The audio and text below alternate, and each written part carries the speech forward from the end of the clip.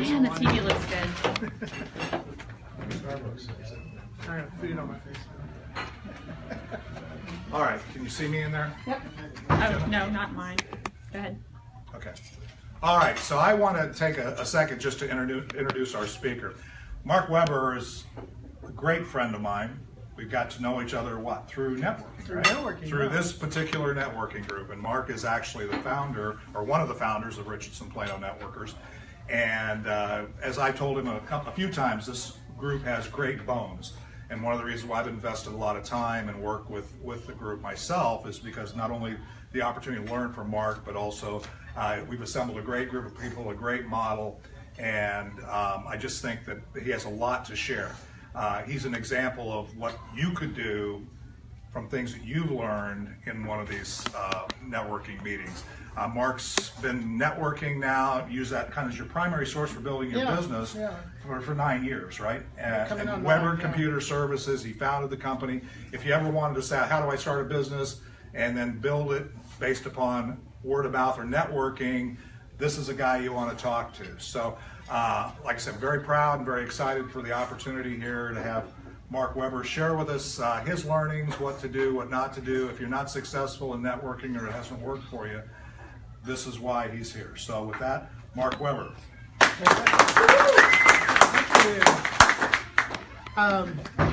And as Dave was telling you, I started my business August 8th, which is just in a few days, 2008, just, you know, the beginning of the big layoff. And I had enough opportunities to, you're doing a great job, but we don't need you anymore. So I decided I don't need those bosses anymore. And started my own business and tried something at the beginning, didn't really work, but somebody said networking is where it's at. So that's how I got started. So this is the entire purpose of this is to help kind of give you the benefit of my experience over the last 9 years of how to do networking and so forth, the do's and don'ts and the things that work and don't work. So this is just saying it's a compilation. You have handouts that have a lot of this dialogue on it. And when I first began, I was pricing myself at $30 an hour, which is a super bargain, you know, just to try to get some traction. I made a little bit of inroads with some direct mail, but that was costing me $700, $800 a month, and I got like 5 or 6 responses. It was very low return. I was actually losing money in the deal, but about January I cut that off, so it wasn't too much of a commitment, and I just basically had to go in and say, I'm not going to be in business if you keep billing me. So I took my ad down. And so that's first thing I learned. But then someone I used to work with at Microsoft mentioned, oh, you need to go network, and they invited me over to a networking event in Louisville.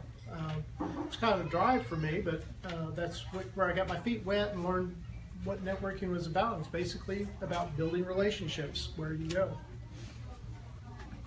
So things I've learned along the way.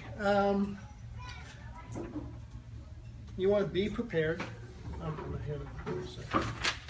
looking at the wrong page here.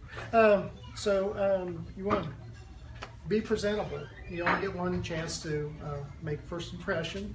So we were talking about that earlier. So I try to show up. I'm branded. I have my logo.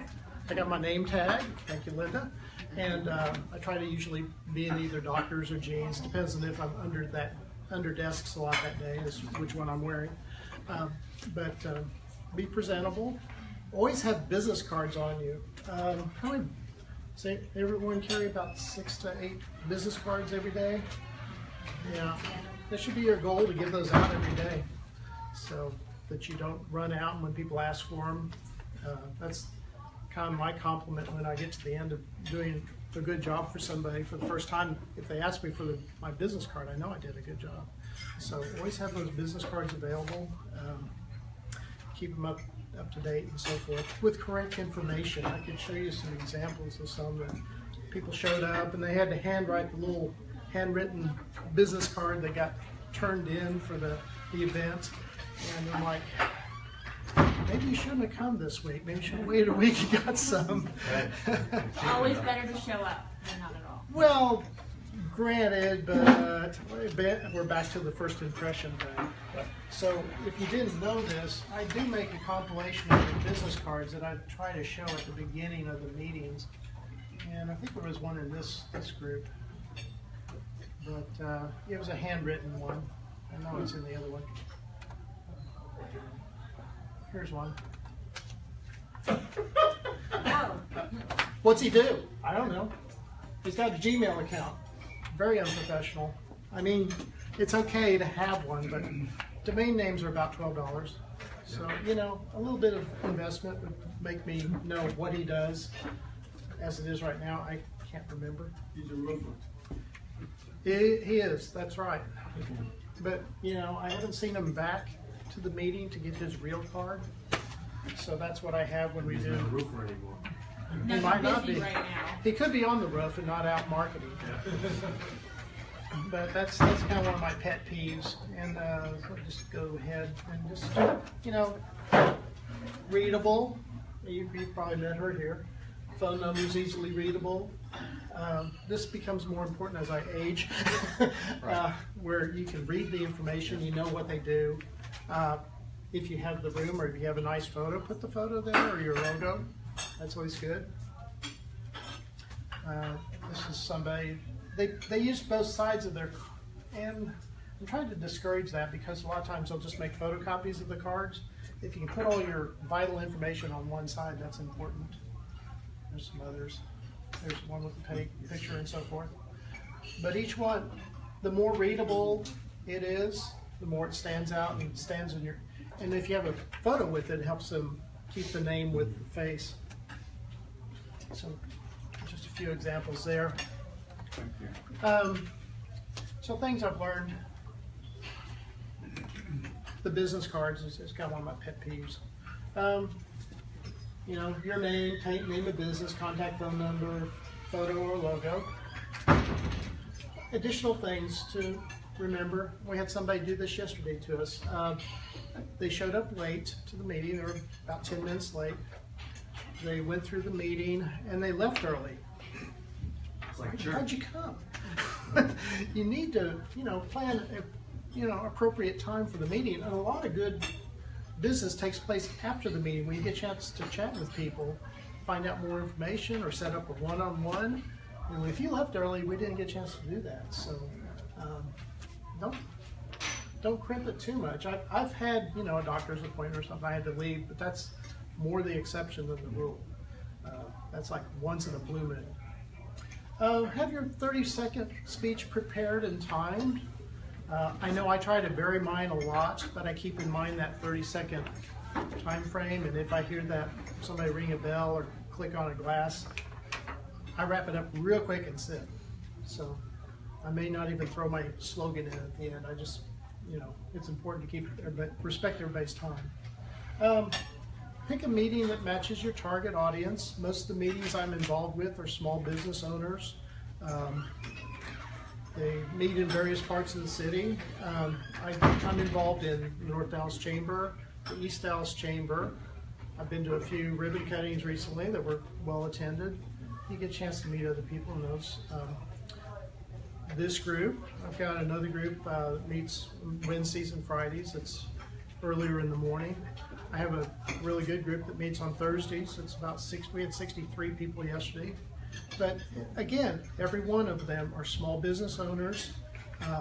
They're very well attended, and even the North Dallas Chamber, I helped lead the Lots of Leads group meeting, and they were impressed that I run it on time, I end on time, I have an agenda, I have a purpose. They didn't even leave time for thank yous during the meeting because they were kind of, they just, oh, we don't have time this week. And that's an important part of the meeting, I feel, for this type of meeting. So meetup.com is a good place to find out about these meetings and put your RSVP in. Chambers, there's over 200 chambers in the Dallas-Fort Worth area. Just pick the one that you get along, you know, that you match with the best. I tell people on the North Dallas Chamber that it's Lots of Leads is one of their meetings, but they have other meetings like energy and education and health, and those events you sometimes can run into 200 to 400 people. So it's a multifaceted event. They're also non-exclusive, so if you're in an industry that's a little more competitive, like realtor, insurance, real estate, stuff like that, they're not going to exclude you from those. So, you know, things that you can do when you're looking at Meetup is research your audience, get to know, you know, read through their bios, get to know what they do. So when you meet them in person, you know a little bit about them. Participate. In every group that I participate in, I try to either be the person that's attached to the screen or help co-lead it, or I'm involved in some way. That just keeps me more involved and really helps make the group interesting. Like, for example, the East Dallas group that I'm part of, everybody was putting their cards out on a table. And I said, I'll just go ahead and collect those and bring them back next week. And at first they said, don't do that, that's a lot of work and such like that. I said, well, no, these aren't free, you know, everybody's taking the time to put these cards out. And so I have a little tub, I throw all those in, but every week we have 55 to 65 people that show up every week because they know that meeting is well run, worth their time, and they get referrals out of it. So that's what makes it interesting. And then in my North Dallas group, where we don't have, normally during the meetup groups, I pop your profile up for meetup. And if I don't have that, like in the North Dallas Chamber, I started scanning the business cards, and I just did a running slideshow of everybody's slide, or the business card. I do that now at the end of the meetings, if you notice, just so people can see some of the names that went by. I have to recompile those every so often, just to additions and let it quit coming. Let's see. One thing that I've run into recently is just this is kind of a social etiquette thing. Is when I'm at a meeting, this stays in my pocket, and it's in vibrate mode, but it has voicemail, so I can get back to those people, or email I can respond to later. But I try to be respectful of the other people in the meeting, especially when people are doing the 30-second, paying attention to them and so forth. People do business with people they know, like, and trust. And we had Veronica Seitz here recently, and she added respect at the end of that. And I thought that was very true. So that's another thing. That's one of those things I learned my first year of one of the seminars I went to downtown. Is Brian Tracy talking. He's a lot of good insights. He's been in sales forever, and now he just does sales lectures. And I hear that over and over again. Know, like, and trust, and respect goes in there too. But it's true, because we're bombarded with so many ads per day. They can't fit enough ads, along the TV. They have to crawl them along the bottom, stick them in the corner. My phone at home has become just a lot of random robocalls. I've got Nomo Robo that eliminates a lot of them, but some of them still come through, and I look at it and I'm not answering that. And even my cell phone's that way too. So we're down to, who do you know? You're asking your friends, who do you know? I need a roofer. Who do you know? I need a plumber. Who do you know? I need my computer fixed. Who do you know? So that's where we're at now. And there's too much. So we need to know from reference, who do you know? And once you're introduced into networking, are you promoting yourself or a company? Sometimes you're working with a company, you're the representative out there. And even if you're self-employed, you're the representative. Are you promoting a product or service? That's usually one of the two. Do you have a passion? And this is one of those things that Tony Robbins always preaches on. It's like, are you promoting that passion, or are you pursuing your passion? I enjoy computers. And electronics. I just always have been that way. So for me, it's easy. Some people, it's more challenging, but for me, it comes easy. Are you going through the motions just to receive a check? I ran into a few of those people, and I just like, I wish you were more passionate, But it really helps if you enjoy what you do. Then the entire day goes by without even thinking, oh, I'm not looking at the clock waiting for it to turn 5 o'clock. I just can't even wait to get up nowadays. if you lack the passion, you're going to struggle. Networking may be a challenge for you, but you're going to have to either figure out how to make it work or become passionate about what you do. That's the key. Some people settle for a job to pay the bills. I've got a couple of brother-in-laws that fall in that category, and after a while, I just get tired of listening to them complain. You know, it's like, just stop what you're doing and do something else. And move on. This is not the job you were meant to be. The other thing is what makes you unique. I don't bring this out very often. This is my my book of certifications, stuff I've done over the years. And there's a couple of unique ones in here. How many people have their certification from TRSA? Radio Shack. Radio Shack. You remember them? Yeah, I was downtown Plaza Americas. Then we call those trash 80.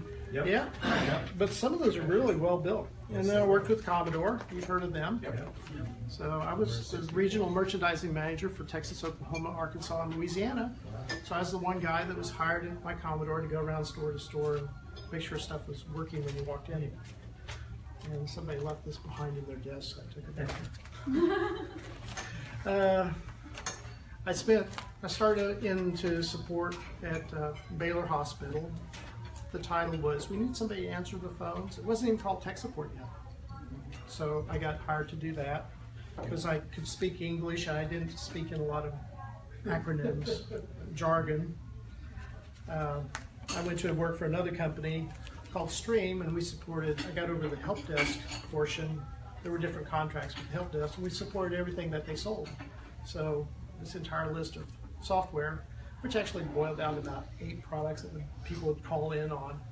And it was always funny to me because one of them was Harvard Graphics, and the solution was always exit out of the program, clean out your temporary stuff, defrag, and restart, and everything worked fine. And I never had it on my computer. And then I started into my Microsoft, years of Microsoft, and it was like my MCSE, all that stuff like that. And I even went into, I had my A+, my Server Plus, my CCNA. I've got more certifications than anyone will pay me for. So, but that makes me unique. They call it a subject matter expert out at Microsoft. So if you ask me various questions about technology, I could probably either figure it out or tell you. So, and if I don't know, I'll say, let me look it up. Things to do at each, but that's something you want to do in your area too. Become the expert, so people ask you the questions because they know you're a good source. I try to learn something new every day. And there was a quote I liked from Mark Twain about the 2 best days in your life are the day you're born and the day you figure out why. So things to do at each network meeting. Always have a pen. And I usually carry 1 or 2 in my bag, so I have one to use and a spare. Preferably one with your logo on it, right? Yeah, well, and Linda can help that Right, Linda? help that happen. Yeah, I told her I was getting low. And then take notes. I left space for you to take notes if you need. I like, if I'm not attached, I like for people to move around, not sit in the same spot every time. That way you get to know the rest of the room. And sometimes you get in maybe you're in a conversation and you need to mingle some more, and somebody will walk in that but the person you're talking with, I do this a lot at VIP coffee. Oh, let me introduce you to so-and-so. And then I'll just let this conversation begin. They say, oh, okay, I'm gonna let you 2 talk and I'm gonna go mingle some more. Or I'll say, nice to meet you. I'm gonna, we're at the beginning. We're gonna go mingle some more so we get to meet more people. So, some way to just break off the conversation and continue with other people, but just get a chance to meet more than one person. This is something Dave always talks about, and I also believe it. Be a giver, not a taker. I get people all the time, since I do the names and the rosters in some of my groups, they'll call me up and say, who was that person that came to the last meeting that was looking for a job or that was was a student looking for summer work, you know, and I've got that card scanned or the roster with me. I scan all of the rosters that get handed out, and they're on my Carbonite. I can refer to them through Carbonite. So I try to keep up with all that information. And then when I'm out in people's homes and I see something that they may need, and I know somebody that could help provide that, I'll make sure I pass that information along. So you all are great resources. So I always like to share you with my other people that I work with. Be involved. Set up one-on-ones with people you don't know yet. Again, try to break out the cliques. Try to meet the rest of the room. And sometimes you build up these synergies with people you didn't even know. So this is something I've learned. Hidden gems.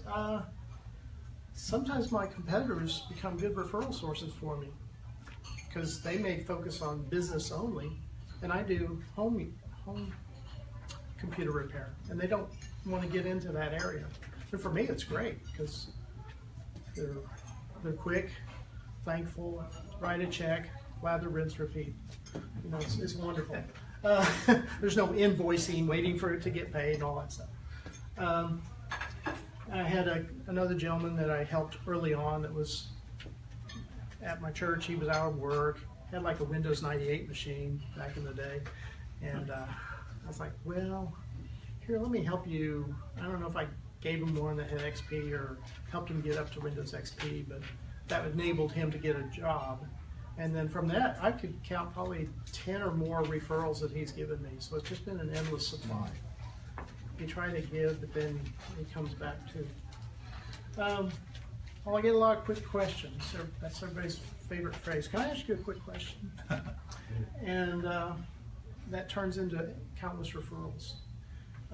And people get to know me as, if you have a computer question, call Mark. Or we're asking anyone at the retail store, or calling somebody on like AT&T or Time Warner phone support. And some of my customers say, well, I spent 4 hours on the phone with, you fill in the blank here. I still didn't have it, they don't solve it. I'm there for 5 or 10 minutes and I've got it solved. It wasn't that hard, but they were working from a list. They weren't listening to them. They were going through, have you turned it on, turned it off? Some simple things. And I can see those right off the bat. Okay, back to be the best at what you do. Become the subject matter expert, I talked about that. Each of our fields may have certifications in them, you know, pursue them if you can. That just sets you apart from someone that's casually in that field. Leaders or readers, we hear that a lot at some of our meetings. I try to have a book on my nightstand that I'm reading. Still working on the Walter Isaacson, Ben Franklin. It's interesting how much stuff he was doing in France that we didn't hear about in history class. Take care of yourself, get a good night's sleep. This is something I've been working on this year, trying to get more sleep. There's very few things at night that I need to stay up and watch TV on. Eat better, yeah, daytime too. So anything that's worth watching, I usually record and watch without commercials. I'm getting myself up in the morning, taking a walk around the neighborhood, and 70% of the CEOs make time for exercise and reading. It's just part of their routine, and it's a good practice. My brother-in-law just retired last month, and he's 8 months older than me.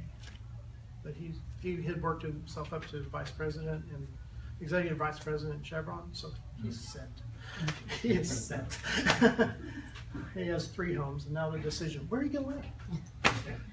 It's based on taxes right now. Okay, so back to what certifications would benefit your profession, and you know what those are.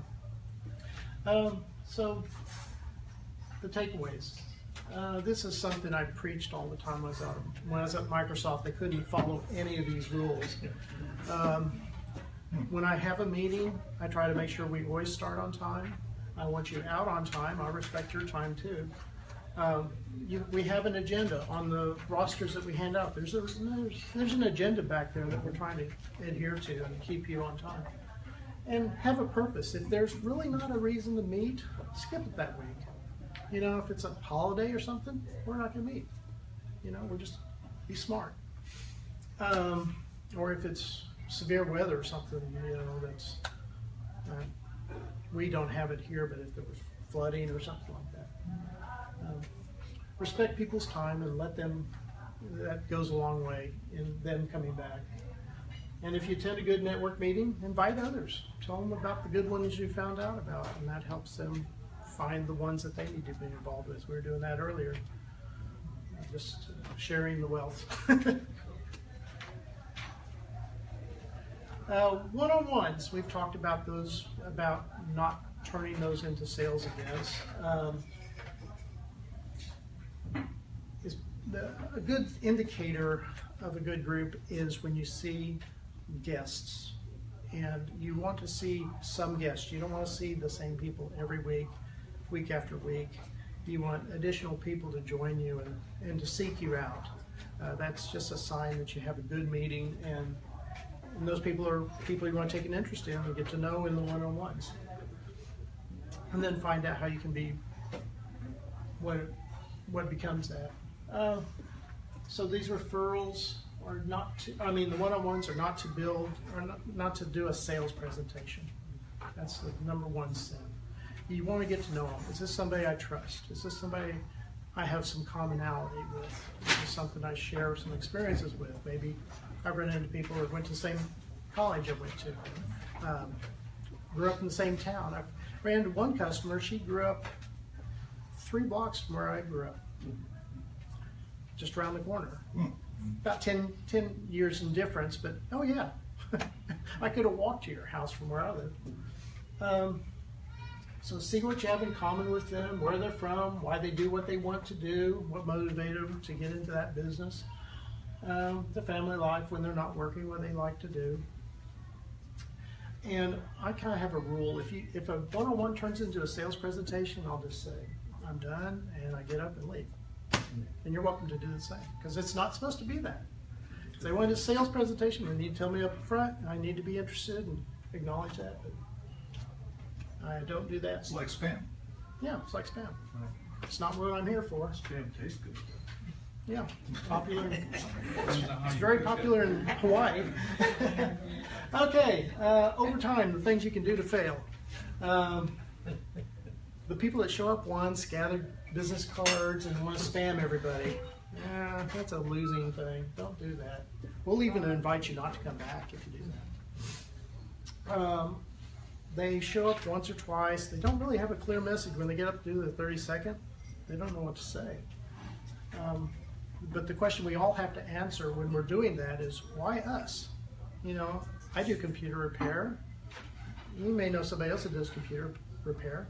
Why would somebody want to call me versus Geek Squad or versus Staples or somebody else? Because you're the lifeguard of the technology. Yeah, yeah. And I could probably solve it. Sometimes I challenge them. Okay, so you got to answer that why you in your 30-second. And that's especially true for people that you may have competition in the same room. There's some people you just can't hear. They don't speak loudly enough, or they don't speak clearly enough, and you're wondering what was their name, or I can't understand what they're saying. So work on your presentation skills. If you need to, join Toastmasters. Use your outdoor voice when you're up in front presenting. Don't mumble. I have to keep remembering that some days. Don't mumble. Dress professionally for the occasion. Be branded or in appropriate attire for what you do. And I tell the men to save the shorts for the after-hours event, not during the day, but depends on if it's 100 degrees out sometimes. I have shorts on today. I wasn't going to point you out. You had them on the other day. Yeah.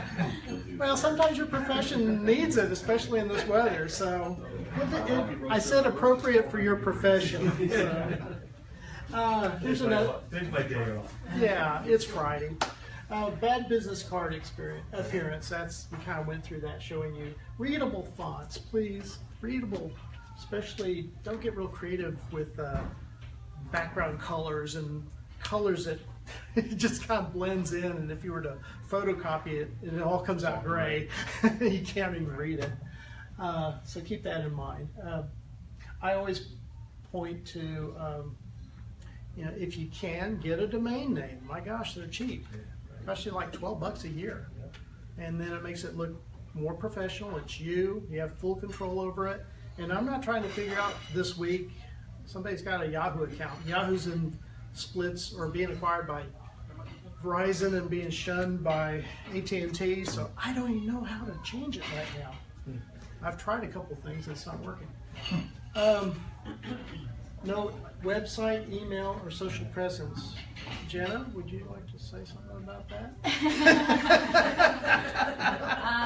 Is that like a no-no in today? They don't exist. They don't exist. They're I mean, at least some kind of landing page or something to show you're there, right? A Facebook page, a LinkedIn page that's built around a scheduling page, like Book Like a Boss. If not, and that's fine. Sometimes, like, do about business cards and website. I would rather a client go out and sell something first with no technology, no business cards, no nothing. Right. So they can define a sales process and we can work around. But after like a month, you've got to have something or you don't exist. Yeah. If you've been in business for 5 years, maybe not. Yeah, you need to. You got to that wasn't the first thing I did. The first thing I did was get out and sell. Yeah. And then you had to have some business You have cards no at least. business if you're not selling. Right. You got to make it economically feasible to do what you do. So, but that's something you have to build as you go along. So you have to have that presence, or people think you don't exist. Millennials don't think you exist unless you have that. So you have to have that. Not picking on millennials, just saying that's how they mark. That's how they justify what you did. Let's see. I'm about down to. You know all this and like another group, but can't find one. Okay, this is something I added this morning. So you can start your own group. I've done this a couple of times. It can be done. Meetup.com they will charge you something to get started. They'll help promote it too. So the first thing you have to do before you do that, though, is you need to find a venue. And I remember we went through the displacement with. You're fine. Yeah. When we were down at the Egg and I. And they just all of a sudden, I walked in one day and the windows were off, the doors were off, the screen was missing. I'm like, what's going on here? You know? And they said, oh, they came in and made a change. They're taking away the meeting room. I'm like, okay. We put up with it for what, 3 or 4 weeks? Until we found another place. Yeah, but we quickly, after the meetings, were going around scouting out other places. This was one of the few places we found that had a separate meeting room, had a screen on the wall. I love that. And we could meet. They also have free internet. That's nice. But you got to find a venue that meets where you know, in your vicinity where you may want to meet. Appropriate meeting space, allow for growth. We outgrew this quickly, so we started the Friday session in addition to the Wednesday. If it's at a mealtime, you don't hear about it, but they expect us to, you know, buy a certain amount of food, or else they wouldn't give us a room. So you need to be respectful of the place that you're having the venue at. Tip well, you know, take care of the waitresses and such. But you know, buy food. They aren't giving this room away for free. So I always make a point to eat something, or you know, pay for coffee or something like that. I had one occasion where they decided it's going to be $14, and you know, if you ordered coffee, it was $14, and you can lose a lot of people quickly if they do that. So again, we're back to follow the 4 rules of meetings. They are, don't look at the screen. What's the first rule? In a time, have an agenda, and a purpose. Right. Yeah. Very good. Very good. I did throw a quiz in there. And Dave's real good at this. He negotiates for space. You know, you work out the agreement about how many meals do we need to buy, or you know, what's available. A lot of our mixers, you do a great job on. You know, we get some free stuff for having the event there. Yeah. And most of all, make your meetings affordable, fun, and meaningful. You know, people meet the people they need to meet, and it's cost effective. They'll come back, but don't make it too expensive. The other tips, you got to build your group. So when we got moving and some of the people that were helping out were getting busier, and I quickly tapped Dave to help me out with leading because I can't type and lead at the same time. So he helped out in that fashion. We were at a meeting on Wednesday, and Jesse, that normally takes money and keeps time, had to get up. He had a customer emergency he had to run off to. I turned to Ryan, who sits across from him, and said, "Hey, Ryan, you're the Jesse for today. Collect the dollar and keep time." And he just jumped right into it. That's the Thursday morning. Wednesday morning. Wednesday. So I always look for ways to incorporate people into what we do, just so that they feel involved.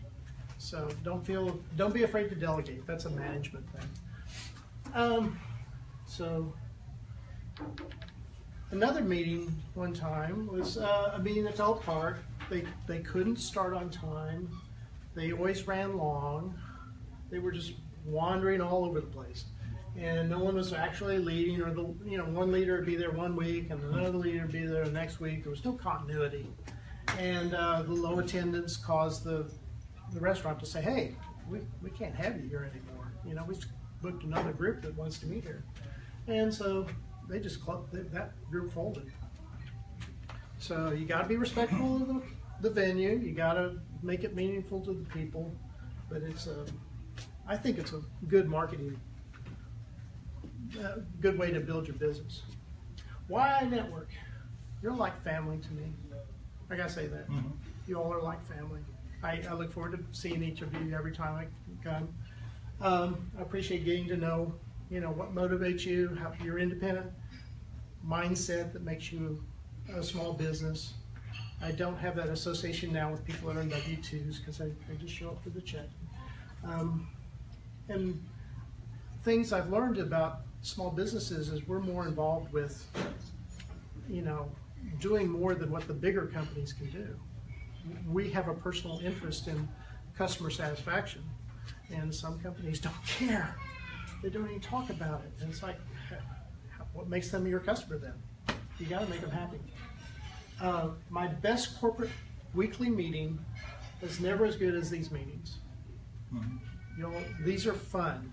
Some of those were beat downs. So, the best one of the weeklies doesn't even match this.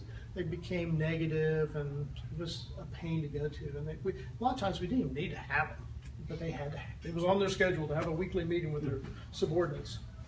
I've met many interesting people over the years. I've got Mel Renfro is one of my customers, and he's every last few years a Super Bowl party. He's invited me over for that. Unless he gets invited to a Super Bowl party, he always puts that caveat. Unless he gets taken to the Super Bowl, but that's a nice. More people than I've ever met sitting in my cubicle at Microsoft. Someone uses the expression with, I understand they're working or retired or something. They said I don't get paid till Friday, and I turned it on one time. I said, really? Isn't every day payday? So my model is kind of a lather, rinse, repeat model. Just take care of the customer, make them happy, get paid, go on to the next customer. I don't do many invoices. Questions? Great job. A lot of work into that, Mark. Well, I've been working on it for 8 years. It's not like I woke up this morning and just said, "Oh, I need to talk about something." Yeah, like I said, Mark is a wealth of information. The interesting thing that I find, and you can stand up here, Chris. Okay. If you do have any questions, we got a few minutes for questions. And Mark is, is a wealth of information. As you can tell, he talks about using his outside voice, but his outside voice is a little quieter than my inside voice. Yeah. So, I have to work on it. but Mark, I mean, you're an introvert, right? You're basically an introvert. I mean, okay, he is an introvert. I have my he doesn't know. I have my geek moments. But an introvert is not a bad thing. Introvert is when he's learned through his. I will say this about him. He's learned through his business and growing and networking that's something that he needs to adapt and learn and be able to speak, be able to stand up, be able to meet new people, I mean, we all have to overcome, success is overcoming limitations or overcoming challenges, right? We all have our challenges. We all do. And so Mark, you know, he's different than me. My challenge is to know when to shut up. But I'm an extrovert, so I get energized by this, and this is exciting to me, even if I don't ever accomplish anything. But Mark is very, very. I mean, I would strongly encourage you if you haven't had a one-on-one with Mark, then you've really missed it. You know, because really he's got a lot of insights, and they come in a very, very nice way. And his story is great. And again, I just want to, you know, make sure we really thank him for all that he's done for this group, as well as just the opportunity to do this. Can you see how you can take what you do and then share it with everybody else, and it'd be valuable? I mean, what you have to know, or what people have to know to buy from you, can be a 30-minute education, right? You can teach people. So I would like to hear sometime why and how you buy promotional items from Linda Yu. Wouldn't you? Wouldn't everybody like to hear that? Yay! No, I'm serious. I mean, we all are out there. There's a lot of people out there, and a lot of us do business with her, and I'm not picking on her only just because it popped into my mind. I love her. And the thing is, you know, if you're networking, understand how to take it to the next level. Understand how to serve the room and anybody else that comes in contact with you, and understand what the value is, your story, and what brings you to the table. Mark hit on all of those things and much more. And if you do want, I will tell you, if you want to start a networking group, you know, get some help. I mean, I've seen them. I've been into early on, probably a few years back, I started pinging into meetup groups and networks to see. And there's some pathetic groups out there. And even if you're I don't care if it's your first meeting. It doesn't have to be pathetic. Find somebody who's run a meeting, you know, run a networking group, and get them to at least consult with you, advise, help you until you can get it going. Because, again, that just becomes noise on meetup. And we're fortunate to have you too, because there's been times recently that I've just been busy, and you were able to carry on in my absence. And he's technically retired. He For does 11 years. Because he loves socializing and getting to meet people. So he loves coming here to meet more and more people. So it's, you know, it's your social outlet. It's synergistic, right? Yeah, right. But I appreciate your help in keeping the group going. Just 2 points. One, I don't feel personally that you have to spend money to network. Right. There are a lot of groups like this where it's just $1, $2 to pay for the meeting room or the meetup group. You don't have to spend bukus of bucks to network. You can find groups that are available. The other thing, the one point I think you maybe just skirted around, was stick with it. Oh yeah. Consistency, coming to the groups on a regular. I've come to this group, it's got to be 5 years. Yeah. You know, I might not be able to make it a day or so here, but you've got to know people on a personal level before, first of all, that I will entrust my friends or people that ask me, hey, do you know a good painter? Or do you know a good car washer? You know, it's in the handout. I just didn't mention it. Right.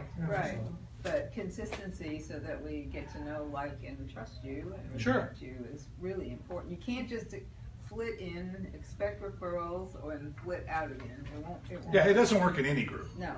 And frankly, if you don't find a group to be productive, then probably it's not a match for you. It's not a group of people. Right. And that's an awesome point, Linda, because really, and Mark and I talk about this all the time, it's come into a group that you find that you can serve and you want to be around the people. I mean, we have 800 people that have been through here in the last 3 years or whatever on Meetup, right? And we've had, we serve 50 to 70 people a week, average, between the 2 meetings. I was looking at some of those statistics. And this is the only group I'm in that does Facebook Live. Right. This but meeting. we're always trying to grow, right? Gratitude, giving, growing. If you want to be happy and grow as a group, as individuals, we got to be doing those things. So we're always looking for ways that we can add more value, provide more. But you're exactly right. Being there, and the reality of it is, if you come into this group, and I'll say this to the Facebook audience as well, is if you come into this group you don't like us, it's not us, it's you. It's not us, it's you. Because really, the reality of it is, we have 800 people that have been through this group, and we serve about 50 a week, every week. And so if you don't, you need to leave, go ahead and leave, that's okay. But then ask yourself, what am I doing wrong? Because frankly, this group is an awesome group, very diverse. It's very much able to support any business any person that wants to come in here and build a network. So Build a relationship, we'll build your business. Anyway, so that's it. Again, let's give Mark another hand. That was an awesome job. Again, Mark is such a humble guy. I appreciate him so much. A couple things, just.